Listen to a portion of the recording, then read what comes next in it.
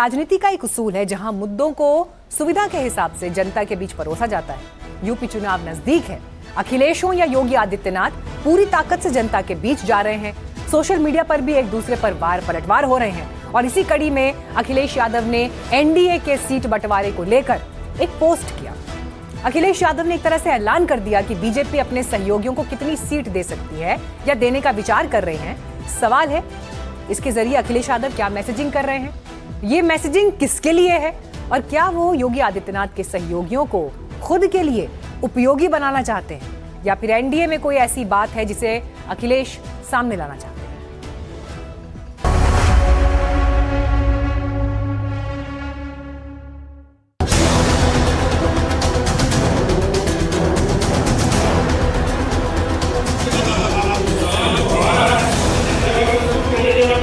हम लोगों ने 54 का रुपया बना दिया तब भी हमें छोड़ के चले गए। हम लोगों के यहाँ कोई दिक्कत नहीं, सीट का कोई झगड़ा नहीं है।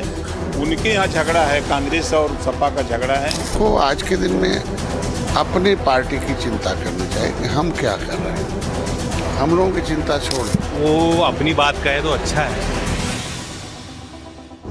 यूपी की सियासत में इस वक्त ये पोस्ट सुपर ट्रेंडिंग है। अखिलेश यादव ने इसे अपने सोशल मीडिया प्लेटफॉर्म से पोस्ट किया। इसमें बीजेपी पर हमला तो था ही, लेकिन साथ ही बीजेपी के अलायंस पार्टनर का नाम और उनके सामने सीटों की संख्या थी।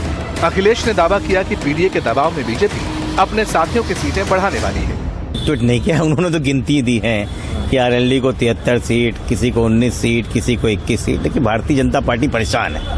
आप सबको पता है कि पिछड़ों के नाम पे आके सरकार, पिछड़ों के मुख्यमंत्री बनाने वाली सरकार उनको स्टूल दे देती है और खुद जो है एक अगड़े समाज के व्यक्ति को एक बार नहीं 2 बार मुख्यमंत्री बनाती है और तीसरी बार बनाने के लिए आतुर है। ये भी हो सकता है कि जो हमने गिनतियां दी हैं उससे ज्यादा भी इन पीडीए वालों को मिल जाएगा। चलो उनका फायदा होगा, कम से कम चुनाव तो लड़ेंगे वो। बात सीधी है। समाजवादी पार्टी इस बात की जांच परख कर रही है कि 27 के यूपी चुनाव के लिए एनडीए गठबंधन में असल में कितना करंट है, कोई तार फ्यूज तो नहीं है। जैसे ही अखिलेश ने सियासी सॉकेट में टेस्टर डाला, बीजेपी के सहयोगी दलों की लाइट ऑन हो गई।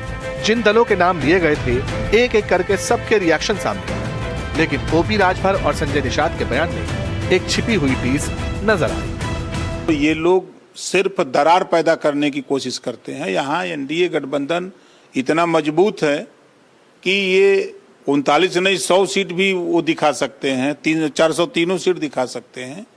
हम लोगों के यहाँ कोई दिक्कत नहीं है, सीट का कोई झगड़ा नहीं है। 18% निषाद है हमारा, तो हम कह रहे हैं कि निषादों को देना, चाहे हमको दें, चाहे निषाद लड़ाएं ना, हमको दे। निषाद पार्टी आया चाहे हमारे पास पहले में देखो, हम लोग मांगने वाली बिरादरी तो है नहीं।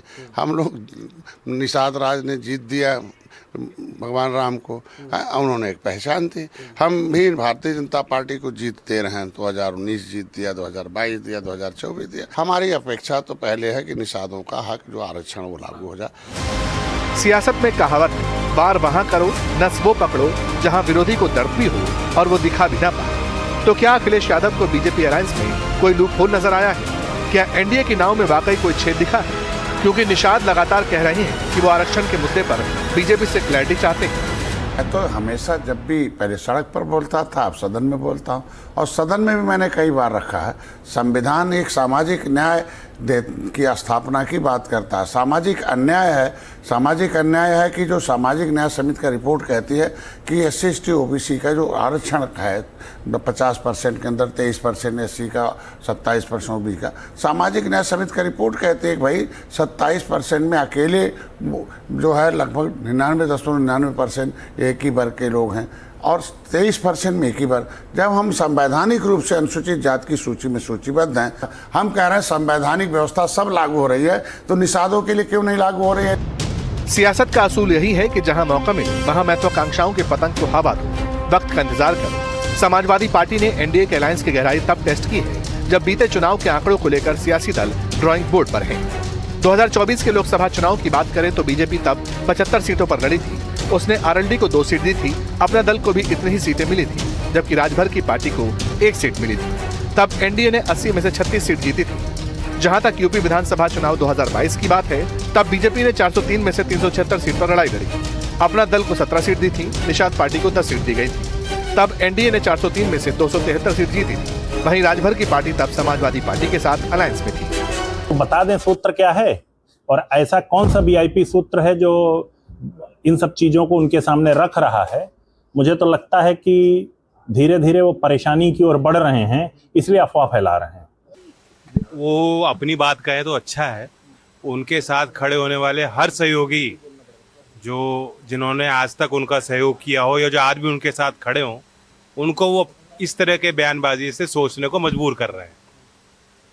बाकी लोकतंत्र है, जनता सबको बनाती है, जनता जनार्दन। अब बात निकली तो अखिलेश वाले अलायंस तक भी पहुंच गई। अखिलेश की लिस्ट के जवाब में बीजेपी और सहयोगी ने भी ऐसी ही लिस्ट निकालना शुरू कर दिया।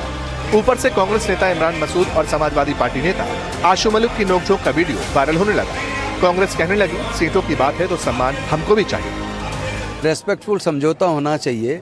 हम पार्टनर्स हैं, इंडिया ब्लॉक के साथी हैं और हम लोग मजबूती के साथ मिलकर चुनाव लड़ेंगे। थोड़ा बहुत ऊपर नीचे हो सकता है क्योंकि हम लोग हमारा लक्ष्य है 2027 में सरकार बनाना और हम अखिलेश यादव जी के चेहरे को आगे बढ़ाकर चल रहे हैं, तो वो हम बड़ा दिल रखते हैं, वो भी बड़ा दिल रखें। इधर बीजेपी प्रवक्ता मनीष शुक्ला ने दावा किया कि अखिलेश यादव कांग्रेस को 300 सीट दे सकते हैं ताकि हार का मेडल राहुल के सिर सजे। अखिलेश जिम्मेदारी से बच जाए। अखिलेश यादव जी बहुत चिंता में है, परेशानी में है और इसीलिए भारतीय जनता पार्टी के गठबंधन पर लगातार डोरी डाल रहे हैं, अफवाहें फैला रहे हैं, तमाम प्रकार के प्रयत्न कर रहे हैं कि कैसे कोई अलायंस पार्टनर उनके साथ जुड़े। क्योंकि जिस तरह से चाचा शिवपाल यादव चचा आजम खान के साथ अकेले में गुफ्तगू कर रहे हैं, वो खतरे का संकेत समाजवादी पार्टी के लिए है। यूपी में चुनाव है तो बार पलटवार का दौर अभी चलेगा, लेकिन इतना जरूर है कि अखिलेश के पोस्ट ने बीजेपी के साथी दलों को सोचने का मौका जरूर दे दिया होगा। हो सकता है इसी बहाने बीजेपी से बार्गेनिंग पावर बढ़ाएं और अगर बात नहीं बनी तो फिर कौन किसके साथ और किसके खिलाफ लड़ेगा, ये कोई नहीं जानता। दिल्ली से जैनेंद्र कुमार और लखनऊ से रणवीर सिंह के साथ ब्यूरो रिपोर्ट, एनडीटीवी इंडिया।